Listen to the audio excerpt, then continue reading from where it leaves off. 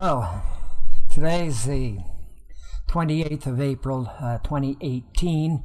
It's now something after 1 o'clock in the morning, and I've checked my basement out, and everything's still cool, no water flowing down in the basement.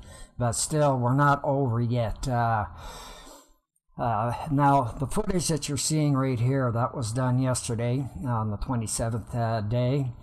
And right now I'm flying through the back of my yard there and just kind of panning around and, taking a look. And I believe yesterday it was at 8.2 or something like that, or maybe a little less, and that's 8.2 meters.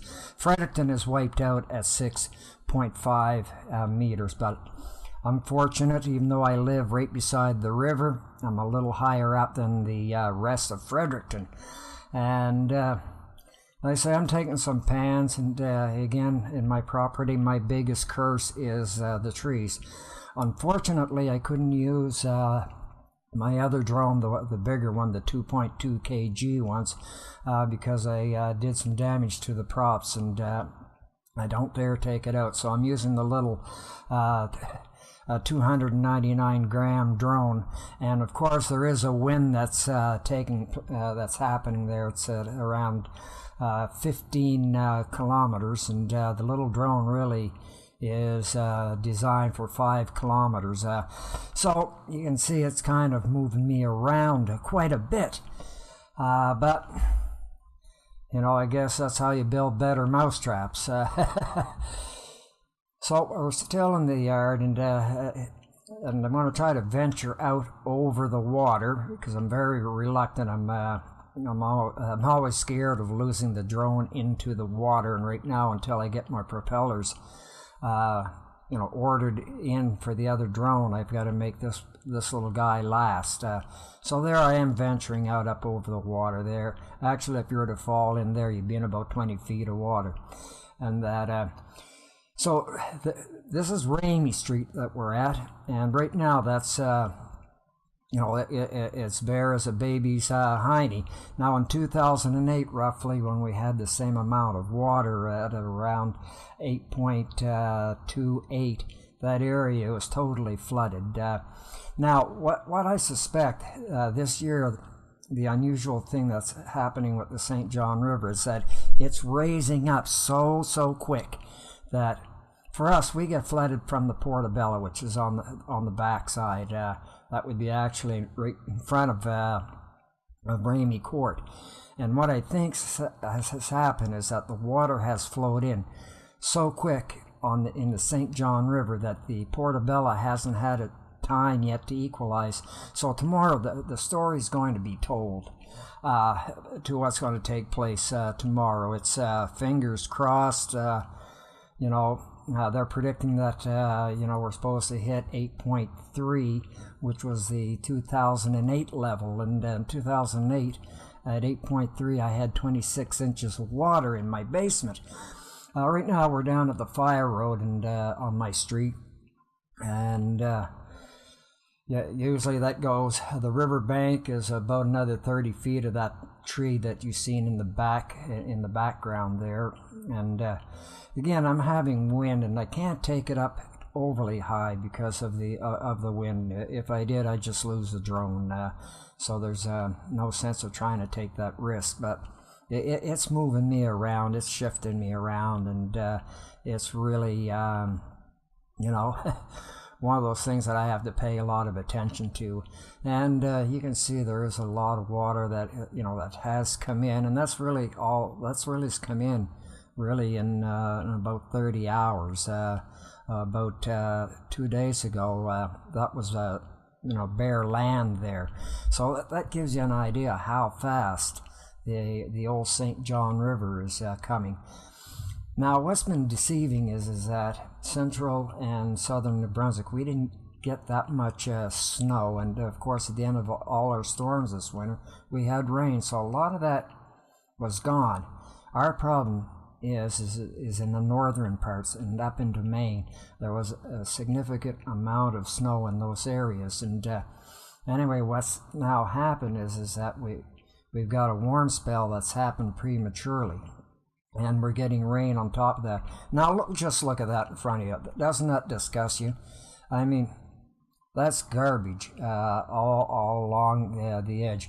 And actually, at this point in time, when I was recording this, I could actually smell oil to the point when the city crews went by, brought it to their attentions, and brought them down to see, what they thought of, because the odor was just. It was just thick in the air. It was just like somebody poured gas or oil in the water. But anyway, it dissipated. So what I suspect is that out in the main channel there was a big blob that floated down, and we were getting the scent because in about an hour we barely could smell it anymore.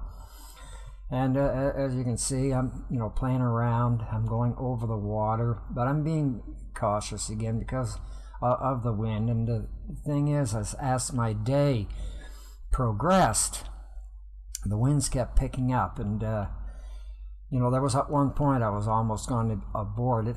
There was two shots, two footage that I couldn't use because the drone was just so unstable. I mean, it was just shaking everywhere, and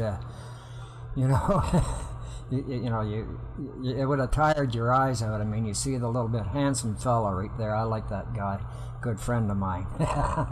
I am just so modest. I mean, I don't know what to say. I mean, it must run in our family or something like that. And why do these landings and start? It's to, give me a cue to what's coming up. So when I see it land, I know in my mind the order of the videos, but still, it's good to have them. Now here we've got a shot. I can't identify whose houses these are, but I mean you can see that that's encroaching very close to the back of their property. And way over on the other side, you see what used to be the old boat club. Now again, why I'm taking a shot of this here, this is Queen Court, and back in 2008, that was all water down in that little circle, and I just wanted to put it on record on the 27th, and we're going to see tomorrow if that's going to fill up with water or not. That's the big unknown, because it's just acting bizarre. It's just there should have been more water, given what the heights are. And like I say, I'm very scared that this is what's happening. The Portobello hasn't had a chance to equalize itself with the St. John River. Now you can see those buildings there are swamped. I mean, there definitely is water sitting in there. And like I've been through the floods many times. Well, 73, 2008, and some of the in-between ones. And the big pain in the hiney, it's after the flood. It's the cleanups. That's just and you have to do it quick, because if you don't, you get mildewing and all that bad kind of stuff. So now I'm on Timber Lane, and as you can see now I'm starting to fight the wind. And what it is now the wind's coming from behind me. Before, when I did the Ross Terrace ones, my drone was facing into the wind, which was a little easier to control. But now the tail end of the drone is in the wind, and I guesstimate there I'm running about 18 kilometer wind. And like I say, the little drone only weighs 299 grams. So it's really light. And I had to limit my my altitude. I could have probably gone 150 feet, 200 feet, but with that wind, at the end of the day, I would have ended up losing the drone. It's just that drone was not made for that kind of speed. Like I say, I think the design specs is 5 kilometers, and I'm definitely taking it out in in much higher wind than what the manufacturer recommends. So now we're going to be taking a look at the Alder Court. and this is getting towards the Dobbelstein, the east end of it. And we can see water is starting to flow in, and that water that you see is really from the Portobello. So we're getting water, and that was, I took that was probably at around 2 o'clock, 2:30 this afternoon. And you know, the old Johnny Cash song, how high is the water rising, 4 feet high and rising, right? And well, but since then to now, it does seem that it's slowed.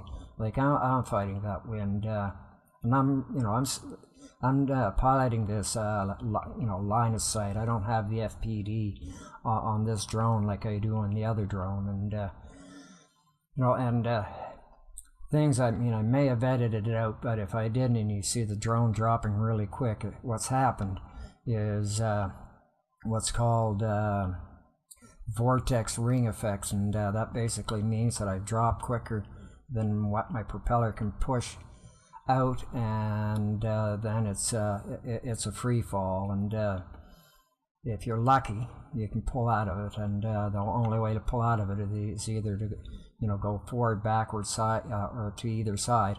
So now I'm at the Dobbelstein, and that's the lower entrance of Alderwood Court, and what you see to your right is, of course, Dobbelstein's parking lot, very secure. And that I don't think the fence is electric, but I wouldn't put my hand onto it.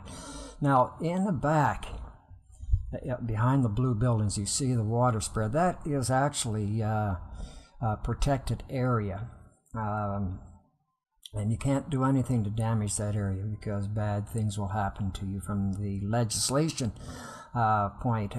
So right now I'm probably at about 40-50 feet, and again I have to pay attention to the wind. Now I kind of sped things up there. So what you're just seeing in the back, that's actually water going up to the road. If you follow the signs, Dobbelstein, the whiteness that you seen there was water. And I'm doing a kind of a final gander before moving on to the next site. I can almost get you dizzy, can't I? Again, now I'm facing into the wind because it's a southerly wind. So now I've traveled down to McMinimum Court, and unfortunately, McMinimum Court, they get it, doesn't matter if it's 3 inches of rain, they get flooded out. I mean, not as bad as this here, of course, but we can see it working its way in. That's the walking trail that's way at the back, and you see that they're all prepared. They know where the dry spots are at, so you're seeing where all the vehicles are being parked. Now we've got a four-wheeler that's coming down, and he was there telling me after he made his run that water was almost coming into his boot. My battery had just died, and then there was a car that came in from the trail and basically following the same path that this four-wheeler was doing. And we thought he was going to bog down because water was basically coming up over his hood. Jack Wetmore's place, it's low land, and tried to catch a bit of what was happening there as far as water coming in. That's usually one of my reference points to try to determine how bad it's going to get. But like I say, this year it's abnormal because the rate is so high, but I think towards the end of the day it did start to slow down a bit, and I hope the trend continues tonight. And when I wake up in the morning and I look in my basement, I don't see water into it, even though I rose a lot of the important stuff off my floor because I'm basically on yellow alert. I'm on the fulcrum. It's a 50-50 chance. Either bad stuff is going to happen or we're going to miss it. But, the way it is, if I didn't do anything, be sure enough I'd get my basement flooded. But now that I've got the sub pump and all that set up, chances are that we're not. So this is the Wetmores moving things around, anticipating the worst, the gloom and doom. And it's sometimes that's the best thing to do, is to anticipate the worst, and if the worst doesn't happen, well, that's a bonus. That's always what you look for. As you can see water in behind the trailer coming in, and like I say, all that water is coming in from the Portobello stream. Boy, so you just see my first moth in my window. So at the end of this video, I'm going to take a look again in my basement, because it's going to be at 1:45 in the morning. So now I've now moved up to the Barker's Point bypass, and what you're seeing up in front is Carl Hayes, the late Carl Hayes' house. You can see there's there's water right around his house. I don't even know if sub pumps could even help that situation out. The thing is, if you're running sub pumps, there's at one point when the water gets too high, you got to shut your sub pump down. If you don't, you're going to blow your basement. Remember Archimedes' principle, right? Your house is displacing water on the foundation, and what'll happen is that the floor will buckle if you let, if you keep it dry long enough. For me, I cut it off at 3.5 feet. I shut my my bilge pump. You can tell my nautical side. My sub pump, that's kind of the same thing, right? A sub pump, bilge pump. It gets water out, and we're seeing our water there. And I'll be taking a quick span to AutoPro, and further up, I did go up to take some footage of that, but the wind was just in that spot just too bad, and I couldn't control the drone. It was just too jumpy and jaggy. Some of the stuff right here that I'm doing is almost borderline. Right now I'm at the left-hand side of the Princess Margaret Bridge. That's if you're going towards the south side. Of course, if you're coming to the north side, this would be the right-hand side. And I was actually quite impressed with the footage to it. Now, I did get some height here. I was taking a chance, but the area that I was at, I knew that if something went wrong, I'd be able to recover the drone as long as I didn't take it over the water. Now, there's a court just handy from where I was taking my footage, and you can see Bridgeview Court is kind of taking a beating, and if it hits that 8.3, they're going to have some big problems in that area. And again, that shaking is that's the wind causing that. Like I say, it's a challenge to try to maintain. Now I've gone a little further. I went back down river on Riverside Drive, and it's just a little bit on the other side of Dobbelstein's. And what we were taking a look at, like normally that's on this side of the tree line, that's field. And what you see almost by where my picture's at, that's the protected zone. You can't fish, you can't do anything. It's a bird sanctuary. I'm going to be doing a video later on, and I'm going to show you how bad we screwed that up area, because that whole swampland ran from that particular spot right to the hydro lines. But now, on the other side of this little road, it's all been filled in. I don't know how they pull it off without any interference from government. Anyway, it's a tragedy, because they wiped out a lot of breeding grounds for a lot of birds and other animals. So I'm facing towards the southeast, east. I'm moving around and whatnot, and there I had that vortex effect happen, and that's never good when you get that. So I'm a little further down, actually in front of where Mulder's house is. That's where I'm taking this footage, and it's to try to get some reference points, and if it really goes bad, then I'll have something to go by. Today when I go out and do a reassessment, I'll have some reference point. Now I'm down at Dynex, and the furthest that I've went.